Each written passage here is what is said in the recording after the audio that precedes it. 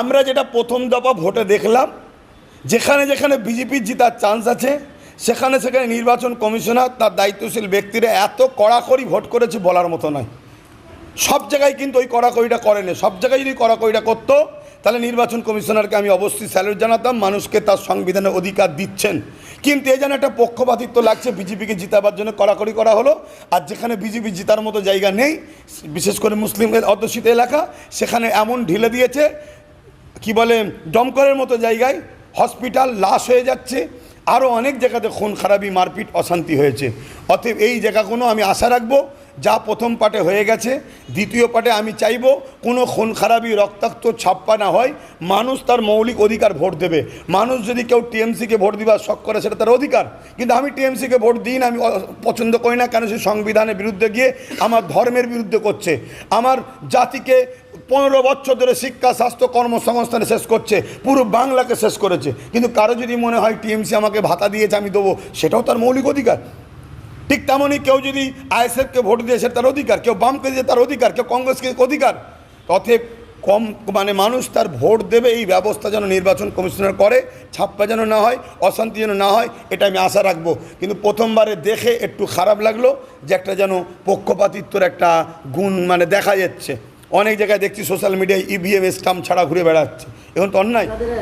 ফুলপুরা শহরের ইসমাইল সিদ্দিকী চাচান বলছে যে নওশাদ সিদ্দিকী শুভেন্দুর সঙ্গে গোপন মিটিং করেছে শেরে পাঞ্জাবে, কোটি কোটি টাকার অফার। না, নওশাদের নাম লাইনে, নামটা নিলাম খুশি। হ্যাঁ, নামটা নিলে খুশি হতাম। নামটা লাইনে বলেই তো দুঃখটা লাগছে। নামটা নিলেই খুশি হতাম। কেন? তখন দুধকে দুধ পানি করার জন্যে অনেক রাস্তা ছিল, সেই রাস্তার পথে আগানো যেত। দেখুন, আমি এই বিষয়ে একটাই কথা বলবো, আমি পরিবার নিয়ে কথা বলা ঠিক পছন্দ করছি না। উনিও টিএমসির সঙ্গে ভালো সম্পর্ক আছে, সেই টিএমসির থেকে একটু বাইরে বাইরে সম্পর্ক, তো ওই জন্য নামটা না নিয়ে একটু বাইরে বাইরে থেকে ভাইরাসটা খেয়েছে। তো উনি আমার বয়োজ্যেষ্ঠ চাচা যান, ওনার জুতো আমি মাথায় রাখি। আমার পীর পরিবার নিয়ে আমি কিছু বলবো না, এই কাদা ছোড়াছুড়ি করলে মূলত সেলসেলার ক্ষতি হবে। তবে আমি যে মিডিয়াগুলো এটা ছড়াচ্ছে সেই মিডিয়াদের বলবো ওনার কাছে এসে একবার নামটা বলতে বলুন। আইএসএফের কে? আইএসএফের প্রকাশ্য দুজন আছে, আব্বাস আর নওশাদ, কিন্তু ফুরফুরা শরীফে আইএসএফের সাথে আরও অনেক আন্তরিকতার সঙ্গে সাপোর্ট করে, অনেকে ভালোবাসে। তার নামটা বললে সুবিধা হয়। 1 3 নম্বর কথা হচ্ছে, যে জায়গার কথা বলছে ওই জায়গাটায় শুধু হোটেল নয়, চতুর জায়গাতে সিসি ক্যামেরা মুড়া ওই এলাকাটা। আর এই বক্তব্য আজকের নয়, কেন আজকে উনি অসুস্থ, উনি বিছানায় পড়ে আছে, বাড়িতে রেস্টে আছেন, অসুস্থ। অতএব এটা আজকের বক্তব্য নয়, উনি অনেক আগে বলেছিলেন। সেই বক্তব্যকে নতুন করে নওশাদকে কোনো দিক দিয়ে ভোটের সময় ড্যামেজ করতে পারছে না, প্রচুর জনস্রোত তার পিছনে। তাই এটাকে কোনো এক টিএমসির অর্থ খাওয়া মিডিয়া বলবো, এইটাকে নতুন করে কেটে ছেড়েছে, কে সেটা আমরা জানি। তো যাই হোক, করে দিয়ে নওশাদের ইমেজকে বা আইএসএফের ইমেজকে ড্যামেজ করতে চাইছে। তা তাকেই বলবো একবার এসে ওনার থেকে বাইকটা নিক, কে, নামটা কি, নামটা বলুন। আর দ্বিতীয় নম্বর কথা বলবো, আমার এই চাচাজান যে কথা বলেছে আমি দুঃখ পেয়েছি। কেন? আমি তার ঘরের ছেলে। যদি আমি বা নওশাদ বা একাধিক কেউ পরিবারের বিজেপির মতো সাম্প্রদায়িক দেশদ্রোহী ইসলাম বিদ্বেষী দলের সঙ্গে যদি আপনার ঘরের ছেলে বসে, আপনি তো তাকে দেখে দুটো কানে চড় মারতে পারতেন, জানোয়ার তুই বিজেপির সাথে বসেছিস কি রে জানোয়ার, দুটো গালে চড় মারতে পারতেন। আপনি তা না করে মিডিয়ায় প্রচার করে টিএমসির উপকার করছেন, এটা জনগণ বুঝতে পারছে। আপনি মূলত এই কথা আপনাকে কেউ শুনিয়েছে কিনা একটা প্রশ্ন, আর নচেত আপনি টিএমসির উপকার করার জন্য আপনার ঘরের ছেলের গলায় আপনি পা দিয়ে লগড়াচ্ছেন। এটা দুঃখের সাথে বলছি, এটা সম্পূর্ণ একটা ভিত্তিহীন মিথ্যা কথা, এর কোনো কথার নেই। কিন্তু তিনি অসুস্থ, তেনার সুস্থ কামনা করছি, আশা রাখছি তিনি সুস্থ হয়ে ওঠেন, আল্লাহ তেনার দীর্ঘ আয়ু দেন। যত চাচা হয় বুকে ছুরি মারলেও দোয়া করতে হবে, পরিবারের মুরব্বী তিনি, দোয়া করছি। কিন্তু বড় দুঃখ লেগেছে যে টিএমসির ফায়দা দেওয়ার জন্য নিজের ঘরের ছেলের গলায় ছুরি চালিয়ে দিচ্ছেন, আবার মিথ্যা মিথ্যা। আর এই যে কথা বলবো তখন এটা দেখবেন মূলত কি বলবো, পরিবারের একটা মন টানাটানি হবে, যাকে হচ্ছে বেশি কিছু বিষয় জিজ্ঞেস করবো। আমরা যেটা প্রথম দফা ভোটে দেখলাম, যেখানে যেখানে বিজেপির জেতার চান্স আছে সেখানে সেখানে নির্বাচন কমিশনার তার দায়িত্বশীল ব্যক্তিরা এত কড়াকড়ি ভোট করেছে বলার মতো নয়। সব জায়গায় কিন্তু ওই কড়াকড়িটা করেনি। সব জায়গায় যদি কড়াকড়িটা করতো তাহলে নির্বাচন কমিশনারকে আমি অবশ্যই স্যালুট জানাতাম, মানুষকে তার সংবিধানের অধিকার দিচ্ছেন। কিন্তু এই যেন একটা পক্ষপাতিত্ব লাগছে, বিজেপিকে জিতাবার জন্য কড়াকড়ি করা হলো। আর যেখানে বিজেপি জিতার মতো জায়গা নেই, বিশেষ করে মুসলিমের অধ্যুষিত এলাকা, সেখানে এমন ঢিলে দিয়েছে, কি বলে, দমকলের মতো জায়গায় হসপিটাল লাশ হয়ে যাচ্ছে, আরও অনেক জায়গাতে খুন খারাপি, মারপিট, অশান্তি হয়েছে। অতএব এই জায়গাগুলো আমি আশা রাখবো, যা প্রথম পার্টে হয়ে গেছে, দ্বিতীয় পার্টে আমি চাইবো কোনো খুন খারাপি, রক্তাক্ত ছাপ্পা না হয়। মানুষ তার মৌলিক অধিকার ভোট দেবে। মানুষ যদি কেউ টিএমসিকে ভোট দিবার শখ করে, সেটা তার অধিকার। কিন্তু আমি টিএমসিকে ভোট দিই না, আমি পছন্দ করি না। কেন? সে সংবিধানের বিরুদ্ধে গিয়ে আমার ধর্মের বিরুদ্ধে করছে, আমার জাতিকে 15 বছর ধরে শিক্ষা, স্বাস্থ্য, কর্মসংস্থানে শেষ করছে, পুরো বাংলাকে শেষ করেছে। কিন্তু কারো যদি মনে হয় টিএমসি আমাকে ভাতা দিয়েছে, আমি দেবো, সেটাও তার মৌলিক অধিকার। ঠিক তেমনই কেউ যদি আইএসএফকে ভোট দিয়েছে, তার অধিকার। কেউ বামকে দিয়েছে, তার অধিকার। কেউ কংগ্রেসকে অধিকার। অতএব মানুষ তার ভোট দেবে, এই ব্যবস্থা যেন নির্বাচন কমিশনার করে, ছাপ্পা যেন না হয়, অশান্তি যেন না হয়, এটা আমি আশা রাখবো। কিন্তু প্রথমবারে দেখে একটু খারাপ লাগলো যে একটা যেন পক্ষপাতিত্বর একটা গুণ দেখা যাচ্ছে। অনেক জায়গায় দেখছি সোশ্যাল মিডিয়ায় ইভিএম স্টাম্প ছাড়া ঘুরে বেড়াচ্ছে, এখন তো অন্যায়। ভাঙড়ে এক জনসভায় অভিষেক ব্যানার্জি বলেছে যে আরাবুল ইসলাম পঞ্চায়েত ভোটে আইএসএফ কর্মীদের মার্ডার করেছে, সে আরাবুলকে আইএসএফ দলে নিয়েছে, কটাক্ষ করছে, কি বলে? আমি যতটুকু জানি, পঞ্চায়েত ভোটে অশান্তি যখন হয় তখন আরাবুল অবশ্যই টিএমসির সাথে ছিল।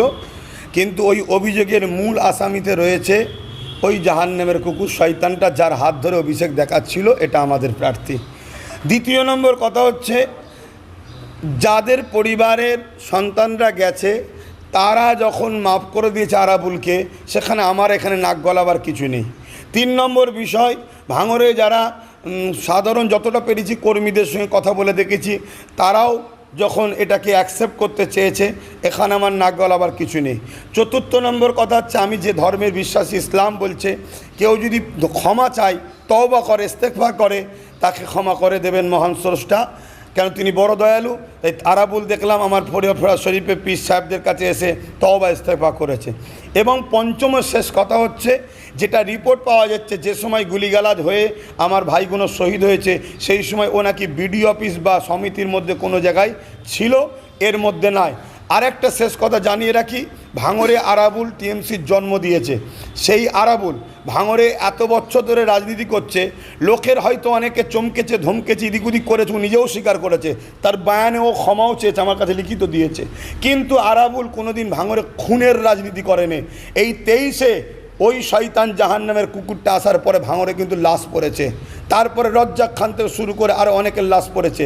রিসেন্ট আমি খবর পেলাম, কোনো একজন ওদের দলের লোককে লাশ ফেলতে গেছিলো, তাকে কোনো এক থানার প্রশাসন অ্যারেস্ট করে ফেলতে দেয়নি।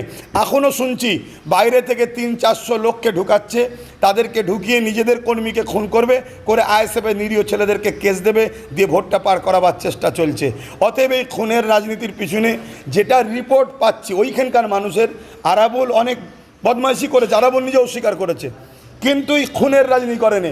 কিন্তু আমার প্রশ্ন, যে অভিষেক বাবু এ কথা বলছে, আসানসোলের ইমাম রশিদির ছেলে কে খুন করলো, সেই বাবুল সুপ্রিয়কে আপনি সংসদে পাঠাচ্ছেন কি করে? হ্যাঁ, 4 জন যে কি বলে ওটাকে, 4 জন যে পাঠালো সংসদ, নাকি রাজ্যসভা, সংসদ, 4 জনের মধ্যে একটা মুসলমানকে পাঠাতে পারলেন না। আপনি টিএমসি এত মুসলিম বিদ্বেষী। হ্যাঁ, আজকে এই যে এক মুফতি সাহেব নাকি, তারপর দেখছি এইচএস পাস, এতদিন শুনতাম মুফতি সাহেব, এখন দেখছি এইচএস পাস। তা তিনার যদি রাজনীতি করার এতই শখ ছিল, তিনি তো বলতে পারতেন যে আমি ভোটে দাঁড়াবো না, আমাকে সংসদে পাঠাতে হবে, 4 জনের মধ্যে থেকে 3 জন অমুসলিম দেন, আমাকে একটা দেন। বা আমাদের ওই যে মাথা মুটাটা কি বলে, কোনো ঠিক নেই, হ্যাঁ, উঠতে বসতে সবসময় মিথ্যাতে ডুবে আছে, ও তো বলতে পারতো যে আমি ভোটে দাঁড়াবো না, আমাকে সংসদে পাঠাও, বলতে পারতো। কেন 4টেই অমুসলিমে পাঠাতে হবে? কেন? দেশটায় গণতন্ত্র, এই যে ধর্মনিরপেক্ষ, এটাকে কেন বলা হয় সেকুলার, কেন বলা হয়? তা প্রশ্ন করলেই তো আব্বাস সিদ্দিক তখন খারাপ হয়ে যাবে। তো সেই জায়গায় বাবুল সুপ্রিয়র মতো দাঙ্গাবাজকে অভিষেক ব্যানার্জি নিচ্ছে। তারপরে যে আরও অনেকে বলেছে, তৃণমূল এমন একটা প্রাণী যে সব খায়, কয়লা, বালি, পাথর, পায়খানা সব খায়, মানে পায়খানার টাকা, তা সব কিছু তাকেলে নিচ্ছে। তারপরে আর বলুন, যে শয়তান জাহান্নামের কুকুরটা মমতাকে বোম মেরেছিল, এই আরাবুল নিয়ে যে মিটিং করিয়েছিল, তাকে পর্যন্ত নিয়ে নিয়েছে। আরে এদের লজ্জা শরম আছে, এরা কথা বলে? হ্যাঁ, অভিষেক বাবুকে বলবো, আপনি যুবক ছেলে, আপনার রাজনীতি করার এখনও 30-35 বছর ক্যারিয়ার আছে। আপনি আপনার দিদিমণির পাল্লাই পরে এরকম ভুলভাল বকছেন কেন? দিদিমণির বয়স হয়েছে না ব্রেন ক্র্যাক হচ্ছে? আপনার তো না হালকা বয়স, আপনি একটু বুঝে বুঝে কথা বলেন। অনুরোধ করব, আপনার এখন ইয়ং বয়স, অনেক রাজনীতি করার বয়স আছে। আমি চাই আপনি যুব সমাজ রাজনীতি করছেন, অনেক এগিয়ে আসবেন, ভালো ভালো কথা বলেন, মানুষের রুজি রুটির কথা বলেন, উন্নতির কথা বলেন। আপনি বলে গেলেন আমি 50,000 ঘর করে দেবো, এটা কোনো কথা হয়? আপনি বলেছিলেন না কলকাতায় দাঁড়িয়ে 21শে জুলাই যে সামনে বছরে আমাদেরই সরকার ঘাটালে মাস্টার প্ল্যান করবে। মাস্টার প্ল্যান এখন হচ্ছে তো ঘাটালে। আপনি বলেছিলেন কী বলে চাকরির কথা, যে না হলো আমি দেবো, সে চাকরি কি এখন হচ্ছে? এইরকমভাবে মিথ্যা কথা বলবেন না, এই জন্য বলবো। তারপরে আপনি বললেন নির্বাচন কমিশনার যদি একটা বৈধ ভোটারের নাম বাদ যায়, তাহলে আমি 1 লক্ষ লোক নিয়ে নির্বাচন কমিশনার ঘিরবো। অমিত শাহ পুলিশ নাকি বাপ তুলে নিচ্ছেন, কি আমার খেয়াল নেই, ঘিট কী করতে পারে দেখে নেবো। তাহলে আজকে যে 99 লোক, এই 93 লক্ষ কম বেশি লোক বা 27 লক্ষ লোকের ডিলিট একদম হয়ে গেছে, বা তাদেরকে ভোট দিতে দিচ্ছে না, আপনি কি স্বীকার করছেন এটা অবৈধ ভোটার? এটা তো বিজেপি বলছে অবৈধ ভোটার, তাহলে আপনিও কি স্বীকার করছেন? তাহলে যদি বলেন না স্বীকার করিনি, তাহলে 1 লক্ষর মধ্যে আপনি আর আপনার দিদি দুজনে মিলে প্রথম নির্বাচন কমিশনারে যান না ঘেরাও করতে, তাহলে তো বুঝবো যে আপনার কথার দম আছে। অতএব এইসব মিথ্যা কথা বলে মানুষের ভোটকে নিয়ে নিরীহ মানুষকে 15 বছর ধরে ধোকা দিয়েছেন, আর দেবেন না। সত্য কথা বলুন। গতকাল আইএসএফের হারোয়াতে ভোট প্রচারে একটা র্যালিতে নওশাদ সিদ্দিকী ভাইজানের উপরে অ্যাটাক করেছিল, এই বিষয়ে আপনি কী বলছেন? দেখুন, দুঃখজনক, নির্বাচন কমিশনারের কাছে জানানো হয়েছে, মানে চিঠি করা হয়েছে, ইমেল করা হয়েছে পুলিশকে, এসপিকে। ব্যাপারটা হচ্ছে কি জানো, নওশাদ একা যেখানে যাচ্ছে জনসমুদ্র তৈরি হয়, একটা হচ্ছে বিপ্লব তৈরি হচ্ছে, প্লাবন তৈরি হচ্ছে। অতএব এইটাকে দেখে ওদের হিংসা হচ্ছে, যাতে করে কিছু ছুড়ে দিয়ে, কিছু তার লোককে অ্যাটাক করে, তার একটু জামা ফামা ছিঁড়ে দিয়ে, ঠেলাঠুলি করে যদি ভয় খাইয়ে তাকে ঢুকিয়ে দেওয়া যায়। এ গাধাগুলো জানে না নওশাদ হচ্ছে কোরাইশ বংশের বাচ্চা। কোরাইশদের একটা নীতি আছে, এরা যত গরম হয়, যত এদেরকে রোকে, এরা তত সামনে যায়। এক। দ্বিতীয় নম্বর কথা হচ্ছে, মমতা 42 দিন জেল দিয়ে একে রুখতে পারে না। একে আবার ওয়াকাব আন্দোলন করতে গিয়ে জেলে দিয়েছিল, তাও রুখতে পারে না। কত টোপ দিয়েছিল, পদ দিয়েছিল, তাও রুখতে পারে না। অতএব এই আঘাত যত দিচ্ছে, তত টিএমসির পতন নিজেরা নিজেদের করে নিচ্ছে।